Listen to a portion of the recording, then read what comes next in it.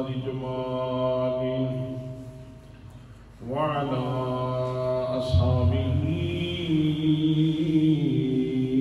وآله أما بعد فأعوذ بالله من الشيطان الرجيم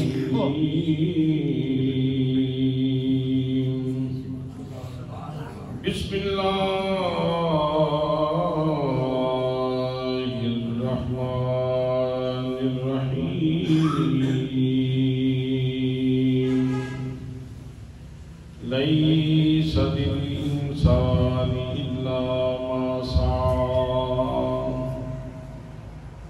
صدق الله مولانا العظيم وصدق رسوله النبي الكريم الأمين الرؤوف الرحيم الصلاة والسلام عليك يا سيدي يا رسول الله وعلى آلك وأصحابك يا سيدي يا حبيب الله.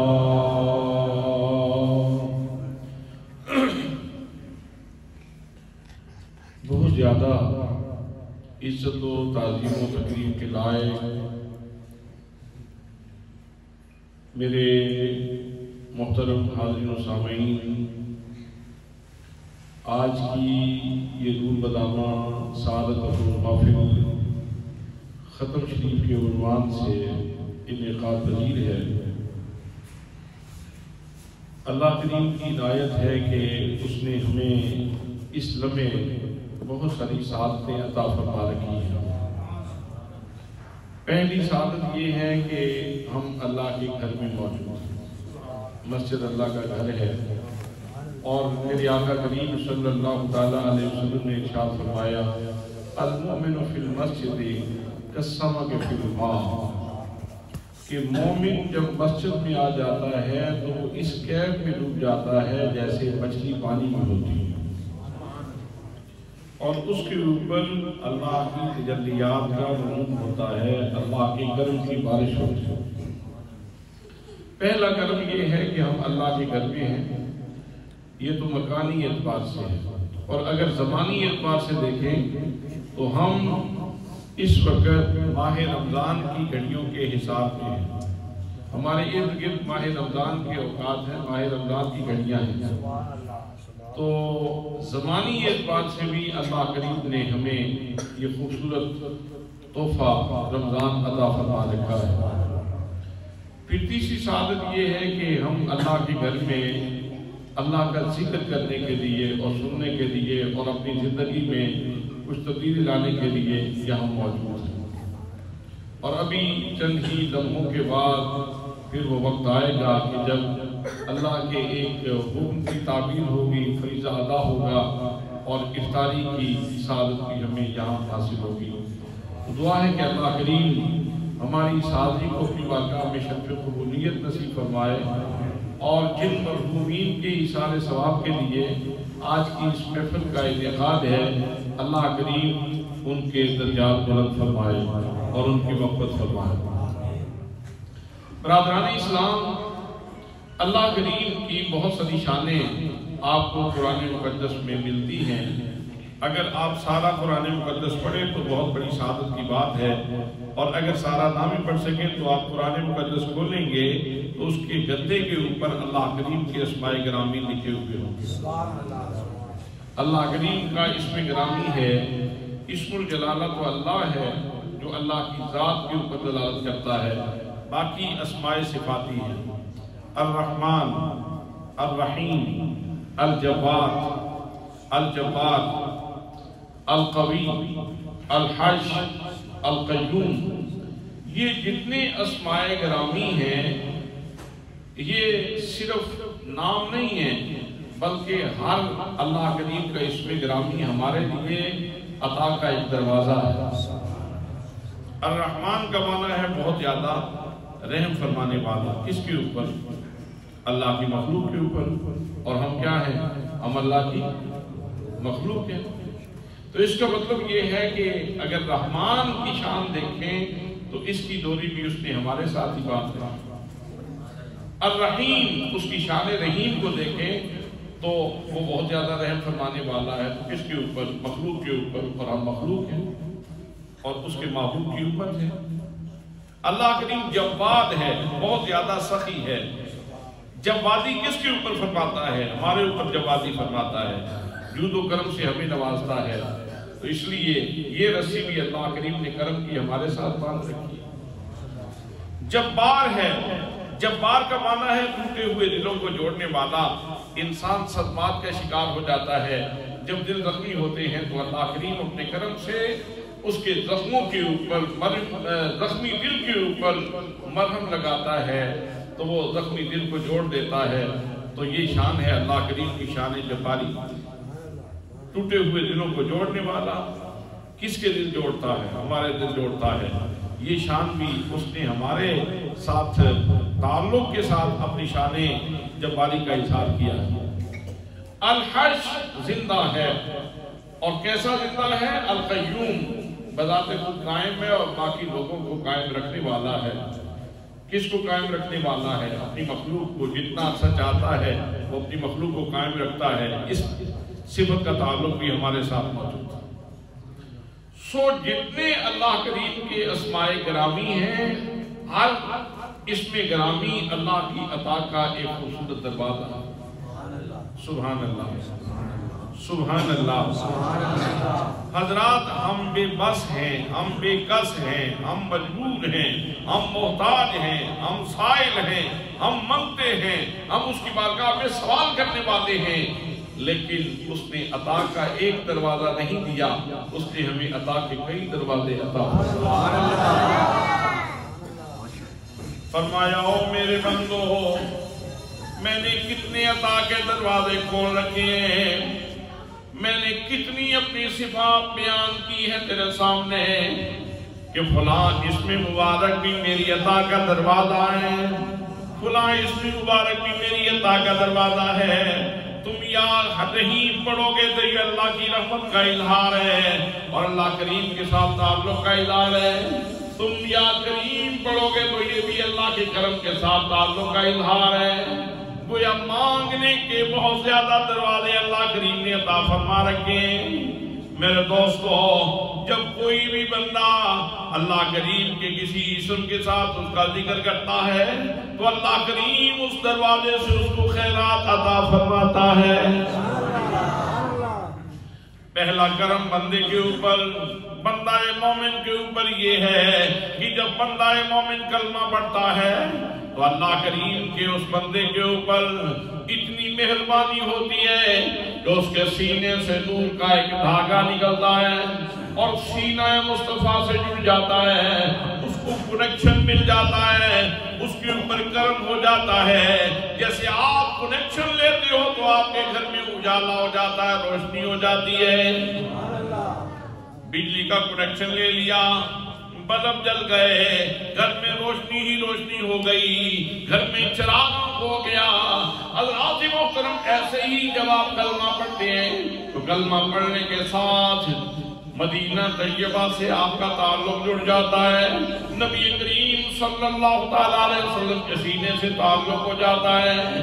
اب جتنا اللہ کا ذکر کرو گے، جتنا نبی مقدم صلی اللہ تعالیٰ علیہ وسلم پہ درود پڑھو گے، جتنے اللہ کی بارگاہ میں سجدے کرو گے، جتنا اپنے آپ کو پاکیزہ رکھو گے، جتنا اپنے آپ کو گناہوں سے بچا کے رکھو گے، اتنی ہی تمہاری شخصیت منور ہوتی جائے گی۔ نعرہ تکبیر، نعرہ رسالت، نعرہ تحقیق، نعرہ حیدری، علماء اہل سنت۔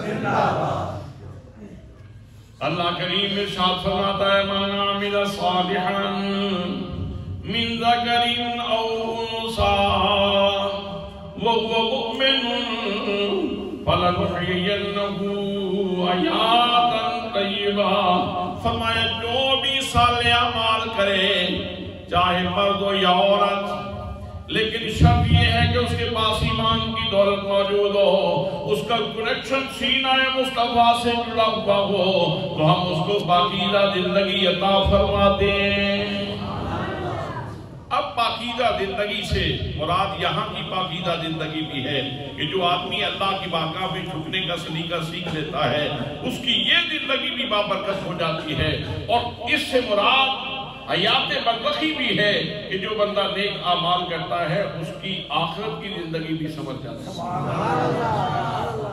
हज़रात मोहतरम परवरदिगार आलम का इरशाद गिरामी है, फरमाया लैसा लिल इंसानी इल्ला मा सा, फरमाया इंसान के लिए वही कुछ है जो उसने खुद कोशिश की, जो उसने खुद मेहनत की। हमारे पास दोस्त ये आयत पढ़ते हैं और हमारे सामने ये आयत पढ़ के कहते हैं खत्म का कोई फायदा नहीं, कुरान पढ़ने का कोई फायदा नहीं, इसाले सवाब करने का कोई फायदा नहीं, इसलिए ये सारे तकल्लुफात हैं। लेकिन वो इस हकीकत को नहीं जानते कि ये आयत ये नफी इसाले सवाब की दलील नहीं, ये तो इस्बात इसाले सवाब की दलील, ये नफी की दलील नहीं, ये आयत तो इस्बात कर रही है। हम किसी काफिर के लिए इसाले सवाब के कायल नहीं है, किसी काफिर के लिए इसाले सवाब के कायल भाई कोई मुनाफिक की हालत में मर जाए तो हम उसके लिए इसाले सवाब के कायल नहीं है। हम कभी भी नमरूद को इसाले सवाब नहीं करते, हम कभी फिरौन को इसाले सवाब नहीं करते, हम किसी काफिर को अबू जहल को इसाले सवाब नहीं करते, उत्बा और शैबा को इसाले सवाब नहीं करते। हम जब भी इसाले सवाब का तोहफा पेश करते हैं तो अल्लाह के बरगजीदा लोगों की खिदमत में देते। और इसाले सवाब की बुनियाद बंदे का अपना कलमा है। इसाले सवाब की बुनियाद बंदे का अपना, आप समझने की कोशिश फरमाएं, आप बोले कलमा। इसाले सवाब की बुनियाद क्या है?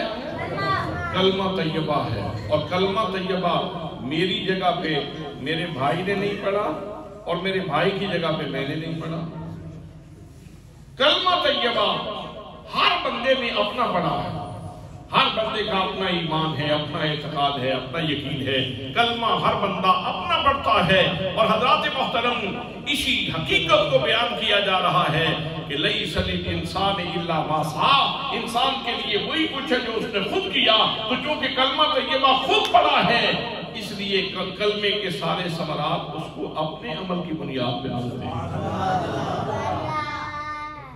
एक बंदा टमाटर लगाता है, एक अमल उसने भी किया है, और एक बंदा आम का दरख्त लगाता है, उसने भी अमल किया है। अब आप मुझे बताएं कि टमाटर लगाने वाला कितनी बोरियां भर सकेगा और आम का दरख्त लगाने वाला कितनी बोरियां भर सकेगा? मेहनत कितनी हुई? टमाटर लगाने वाले को कितनी बोरियां खाद डालना पड़ी और आम का दरख्त लगाने वाले को कितनी मेहनत करना पड़ी, कितनी खाद की बोरियां उसने डाली? बराबर अमल है। इतना सा बूटा उसका है, इतना सा बूटा उसका है। टमाटर लगाया जाए फिर भी उतनी मेहनत लगती है। अगर किसी ने आम का दरख्त लगाया है तो मेहनत तो तकरीबन उतनी सी लगती है। लेकिन हज़रात अमल के एतबार से जो फेल किया है, जो काम किया है, जो बूटा लगाया है, समरात के हवाले से मुख्तलिफ है। समरात के हवाले से, फल के एतबार से दोनों में जमीन आसमान का फर्क है। आम का फल लगाएंगे तो नस्लें फल खाएंगे, नस्लें फल खाएंगी, कई बोरियां भरेंगे। इसी तरह कलमा का अमल तो बहुत छोटा सा है। कलमा पढ़ने का अमल देखने में बज़ाहिर ये बहुत छोटा सा अमल है, लेकिन ये छोटा सा अमल नहीं है। ये ऐसा अमल है कि जिसके ऊपर करम के सारे दरवाजे खुलते हैं, इनायात इलाही के सारे दरवाजे इसी बुनियाद पे खुलते हैं। और आपका आखिरत का अकाउंट भी इसी बुनियाद पे खुलता है। जिसके पास कलमे की दौलत नहीं, उसका आखिरत का अकाउंट भी नहीं है, और जिसके पास कलमे की दौलत मौजूद है उसका आखिरत का अकाउंट भी खुल जाता है। हज़रात मोहतरम, आपके ज़ौक़ की लताफत के लिए हज़रत सुल्तान बाहू की दुआन में इसकी तशरीह कर दूं। आप फरमाते हैं अलिफ अल्लाह چمیلی بوٹی مرشد من میرے وچ لائی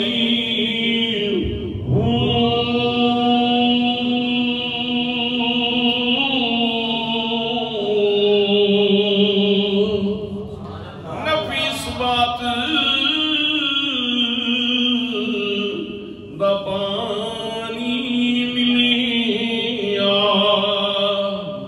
تے ہر لگے ہر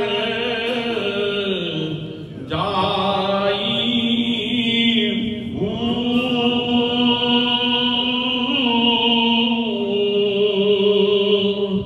اندر بوٹی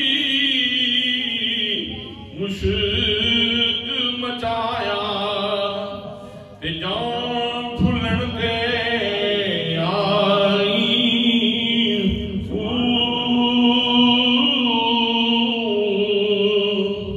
جیب مرشد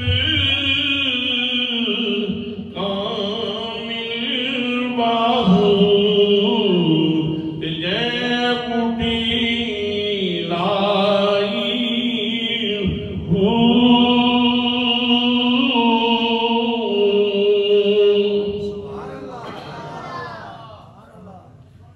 برادران اسلام، کلمہ طیبہ وہ اتنا لطیف عمل ہے، اتنا خوبصورت عمل ہے، اتنا ثمر آور عمل ہے کہ جس سے انسان کے آخرت کے اکاؤنٹ کھل جاتے ہیں، اللہ کریم کے انوار شروع ہو جاتے ہیں، اللہ کریم کی رحمتیں برکتیں شروع ہو جاتی ہیں۔ حضرات محترم، اسی کلمے کی بنیاد پہ جنازہ ہوتا ہے۔ اگر کوئی بندہ ایمان لے کے نہیں گیا تو اس کا جنازہ ہم نہیں پڑھتے، اس کا جنازہ نہیں پڑھتے، لیکن جو ایمان لے کے گیا اس کا جنازہ پڑھتے ہیں۔ کوئی بندہ اگر کافر چلا جاتا ہے تو اس کے لیے ہم کوئی ایثار ثواب نہیں کرتے، کوئی دعا نہیں کرتے۔ جو مسلمان گیا اس کے لیے دعائیں بھی کرتے ہیں، التجائیں بھی کرتے ہیں، ایثار ثواب بھی کرتے ہیں۔ تو اس کا مطلب یہ ہوا کہ کلمہ طیبہ بندے نے پڑھ لیا، اس کے لیے کرم کے دروازے کھل گئے، اللہ کی رحمتوں کے دروازے کھل گئے۔ حضرات محترم، سب سے پہلا کام مسلمانوں نے یہ کیا کہ جب وہ جہان فانی سے جانے لگتا ہے تو سب سے پہلے یہ کہا جاتا ہے بڑا اچھا بندہ تھا، صالح آدمی تھا، بڑا اچھا بندہ تھا۔ اور میرے آقا نے فرمایا کہ جب کوئی بندہ فوت ہو جائے تو اذکروا موتاکم بالخیر، اپنے فوت شدگان کو اچھے لفظوں سے یاد کیا کرو۔ فرمایا جب تم کہتے ہو نا وہ بندہ بڑا اچھا تھا تو تمہارے اچھے پہ اللہ اچھا ہی لکھ دیتا۔ اسی لیے تو کہا کہ اس زبان سے جھوٹ نہ بولا کرو، تیری زبان بڑی اہم ہے اللہ کے دربار میں، تیری دربار کی بڑی وقت ہے اللہ کے دربار میں، تیری بات کی بڑی اہمیت ہے اللہ کے دربار میں۔ جب کوئی بندہ فوت ہو جاتا ہے تو اس کے بارے میں کہو اچھا تھا، اس اچھے کے اوپر اس کو اللہ کریم اچھا ہی فرما دے گا، اس کی خطائیں معاف فرما دے گا۔ حضرات محترم، دوسرے نمبر پہ نبی مکرم صلی اللہ علیہ وسلم نے ارشاد فرمایا بندہ مومن کا جنازہ پڑھو۔ جب کسی بندہ مومن کے جنازے میں 3 صفیں مومنوں کی شریک ہو جاتی ہیں تو نبی مکرم صلی اللہ علیہ وسلم فرماتے ہیں اللہ کریم مرنے والے کی مغفرت فرما دیتا ہے۔ ایک حدیث میں ہے کہ 40 مومن شریک ہو جائیں، ایک حدیث میں ہے کہ 100 مومن شریک ہو جائیں، اور ایک حدیث پاک میں ہے کہ 3 صفیں مومنوں کی شریک ہو جائیں تو اللہ کریم مرنے والے کی مغفرت فرما دیتا ہے۔ حضرات 3 صفیں اگر بنائی جائیں تو کم سے کم کتنے بندوں سے 3 صفیں بن جاتی ہیں؟ کم سے کم کتنے بندوں سے 3 صفیں بن جاتی ہیں؟ ایک امام، 2 پیچھے اور 2 پیچھے اور 2 پیچھے، 6 اور 7واں امام، 7 بندے ہو جائیں تو 3 صفیں ہو جاتی ہیں، اور 3 صفیں ہو جائیں تو مغفرت ہو جاتی ہے۔ سبحان اللہ۔ بول کے بتا دو بیٹے مجھے. ہاں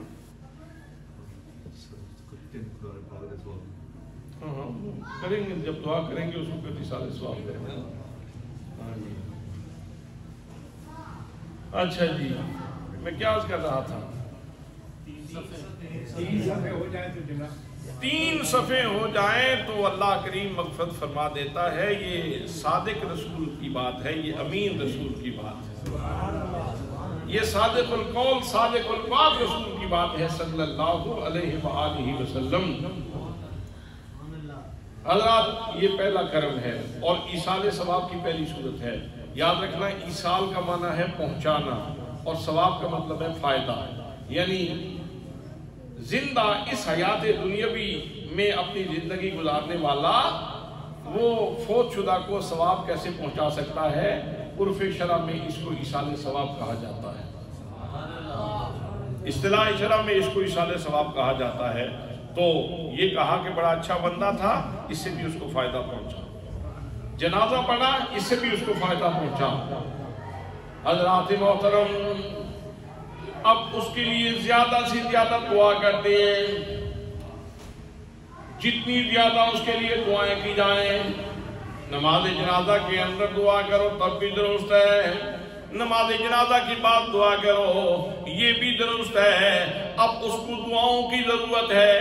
نبی مقدم صلی اللہ تعالیٰ علیہ وسلم کا ارشاد گرامی ہے مل میت فی القبر الا کالغریق المتغوث ینتظر دعوة تلحقه من اب او ام او صدیق فاذا لحقته کان احب الیہ من الدنیا وما فیہا.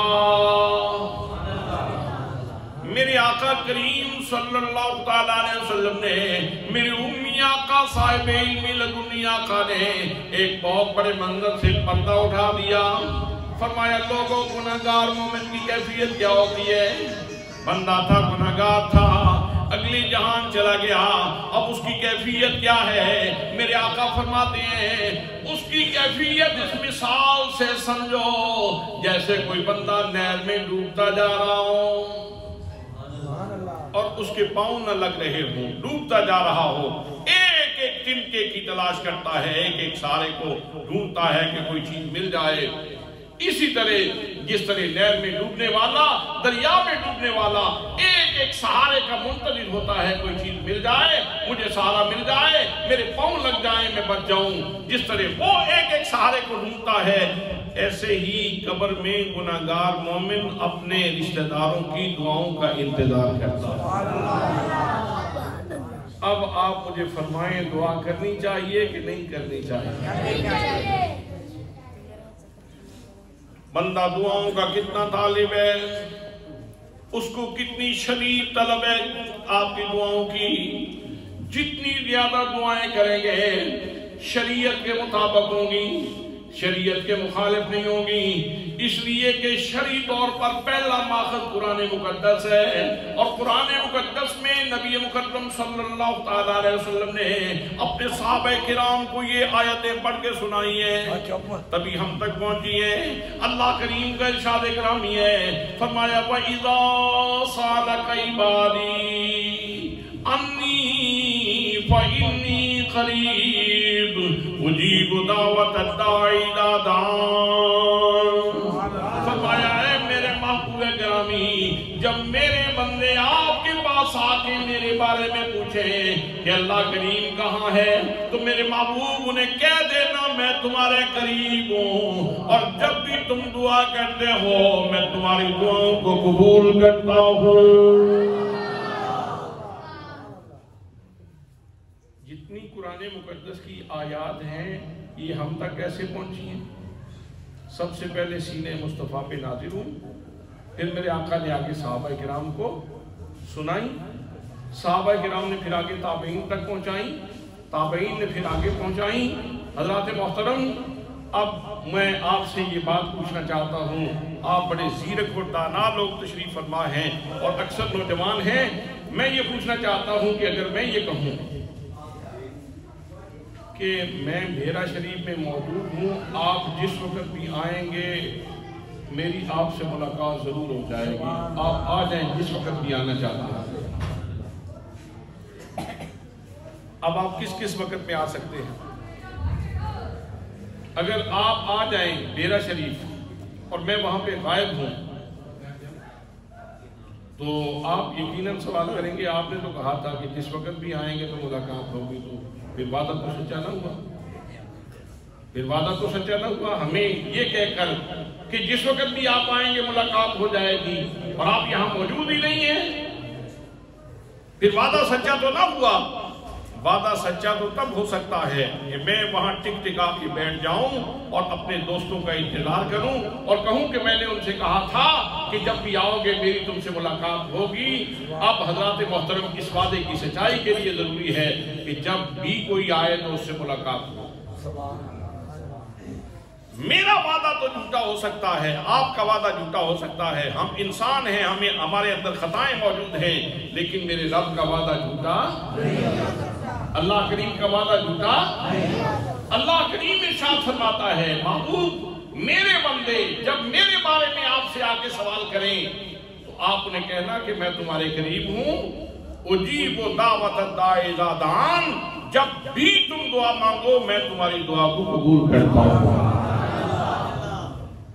حضرات محترم نماز جنازہ کے اندر دعا کریں تب بھی وعدہ پورا ہوگا، نماز جنازہ کے بعد دعا کریں پھر بھی وعدہ پورا ہوگا، اور اگر نماز جنازہ سے پہلے دعا کریں پھر بھی وعدہ پورا ہوگا، اگر فرض نماز سے پہلے دعا کریں پھر بھی وعدہ پورا ہوگا، فرض نماز کے اندر دعا کریں پھر بھی وعدہ پورا ہوگا، فرض نماز کے بعد دعا کریں تب بھی وعدہ پورا ہوگا۔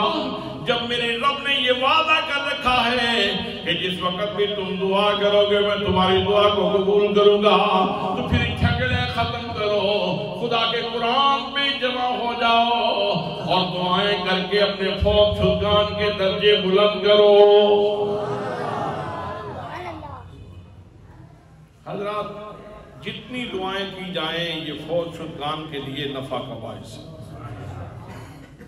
ایک اور حدیث پاک سماعت فرما لیں، نبی مکرم صلی اللہ تعالیٰ علیہ وسلم کے صحابی ہیں جن کا نام ہے حضرت سعد رضی اللہ تعالیٰ عنہ، آقا کریم صلی اللہ تعالیٰ علیہ وسلم کی خدمت میں حاضر ہوئے، عرض کی میرے آقا کریم میری ماں فوت ہو گئی، یا رسول اللہ اب میں چاہتا ہوں کہ کوئی ایسا کام کروں جس سے میری ماں کو فائدہ پہنچے۔ تو آپ نے یہ نہیں فرمایا لیس للانسان الا ما سعی، انسان کے لیے وہی کچھ ہے جو اس نے خود کیا، جو ماں نے کرنا تھا کر کے چلی گئی، اب تم جا کے اپنی فکر کرو، ماں کو چھوڑو، یہ تو نہیں کہا۔ سرور عالم صلی اللہ تعالیٰ علیہ وسلم نے یہ نہیں کہا کہ اب ماں کو چھوڑو اپنی فکر کرو۔ میرے آقا کریم صلی اللہ تعالیٰ علیہ وسلم نے ارشاد فرمایا لوگوں کو پانی کی تکلیف ہے، تم کنواں کو دعا دو، جب تک کنواں برقرار رہے گا تیری ماں کو فائدہ پہنچتا رہے۔ کنواں کو دعا دیا گیا، صحابہ کرام پانی پینے لگے، اور حضرات آپ کتنے خوش نصیب ہیں جب بندہ کلمہ پڑھ لیتا ہے نا تو پھر پانی پینے کے اوپر بھی ثواب ملتا ہے۔ آپ پانی پیتے ہیں نا تو اس کے اوپر بھی آپ کو ثواب ملتا ہے، آپ کھانا کھاتے ہیں اس کے اوپر بھی آپ کو ثواب ملتا ہے، آپ اپنے بچوں کی روزی کماتے ہیں اس کے اوپر بھی آپ کو ثواب ملتا ہے، آپ جتنی زندگی با مقصد زندگی کا آپ کو ثواب ملتا ہے، اور وہ ثواب آپ ہدیہ کر سکتے ہیں، ایصال ثواب کر سکتے ہیں۔ یہی وجہ ہے آپ دیکھتے ہیں گھروں میں معمول ہے مغرب کی نماز کے بعد جب بزرگ آتے ہیں تو وہ کہتے ہیں کھانا لاؤ، ختم شریف پڑھتے ہیں، اس کے بعد دعا کر کے پھر کھانا شروع کرتے ہیں، تو وہ کھانے کا ثواب بھی چلا گیا، ختم شریف پڑھا تھا اس کا ثواب بھی چلا گیا، فوت شدگان کو بخش دیا گیا، والدین کو بخش دیا گیا۔ تو حضرت سعد رضی اللہ تعالیٰ عنہ نے کنواں کھدوا دیا۔ اب اس کنویں کا نام کیا تھا؟ بھئی کھدوایا تو گیا تھا اللہ کی رضا کے لیے، اللہ کی رضا کے لیے، اللہ کی خوشنودی کے لیے، اللہ کو راضی کرنے کے لیے یہ کنواں کھدوایا گیا تھا۔ لیکن اس کنویں کے اوپر جو بورڈ لگتا ہے، جو اس کا نام متعین ہوتا ہے، جو اس کا تعارف متعین ہوتا ہے، وہ کیا ہے؟ تعارف یہ ہے ہی لوگ میں سات، یہ سات کی ماں کا کنواں ہے۔ نام کس کا آیا؟ سات کی ماں کا۔ کنویں کے اوپر سات کی ماں کا نام آنے سے وہ حرام تو نہیں ہو گیا؟ اگر مطلق نام آنے سے، جیسے نام آنے سے فوراً لوگ گھبرا جاتے ہیں، وہ سے باقی 11ویں کہہ دی جائے تو وہ کہتے ہیں نا یہ بہت پلیت ہو گئی۔ اگر اس طرح نام آنے سے چیز حرام ہوتی ہے تو پھر تو وہ کنواں حرام ہو جانا چاہیے تھا کہ یہ سات کی ماں کا کنواں ہے۔ اور چلو سات کی ماں کا کنواں وہ تو تاریخ کی اور حدیث کی وہ پرانا پیچھے سفر کر کے جانا پڑے گا۔ اگر اس طرح چیزیں حرام ہوتی ہیں تو بہت ساری چیزیں حرام ہو جائیں گی، پھر آپ کی زمین بھی آپ کے اوپر حرام ہوگی، اس لیے کہ زمین کا جو انتقال ہے وہ آپ کے نام ہے۔ مکان بھی آپ کے اوپر حرام ہوگا، اس لیے کہ آپ کے مکان کو اللہ کا مکان نہیں کہا جاتا، وہ آپ کے مکان آپ کے نام کے اوپر ہے، اس کا انتقال آپ کے نام پہ ہے، اس کی رجسٹری آپ کے نام پہ ہے، وہ بھی حرام ہو جائے گی۔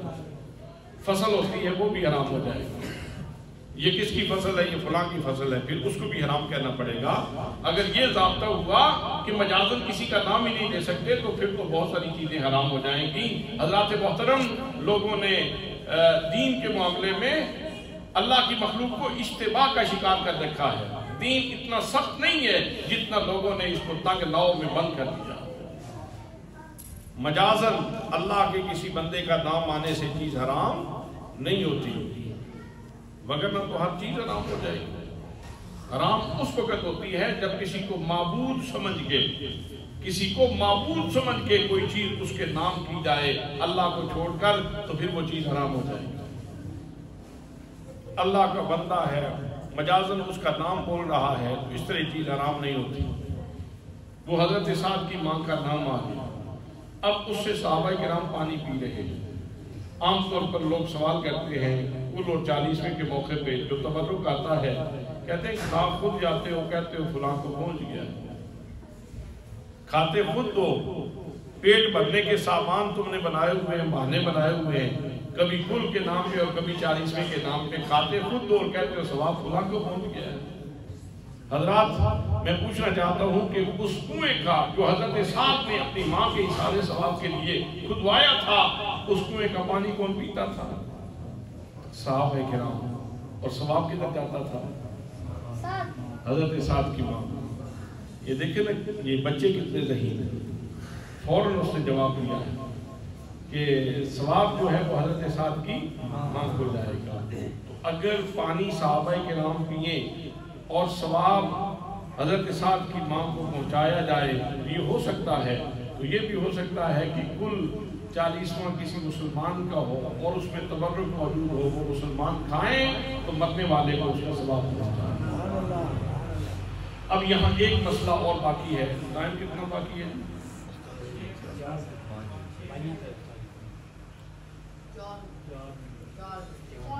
4 منٹ رہ گئے۔ اچھا جی، اب یہاں کہا جاتا ہے کہ یہ یاد رکھنا صدقے کی 2 قسمیں ہیں، ایک صدقہ نفلی ہے، ایک واجب صدقہ ہے۔ یہ جو محفل کا صدقہ ہوتا ہے یہ نفلی صدقہ ہوتا ہے، اور وہ حضرت سعد کی ماں کا جو کنواں تھا وہ بھی نفلی صدقہ تھا۔ تو نفلی صدقے سے امیر و غریب سب کھا سکتے ہیں، لیکن واجب صدقے سے صرف غریب کھا سکتے ہیں، امیر نہیں کھا سکتے، غیر سید کھا سکتے ہیں، سید نہیں کھا سکتے۔ وما علیہ الا البلاغ المبین۔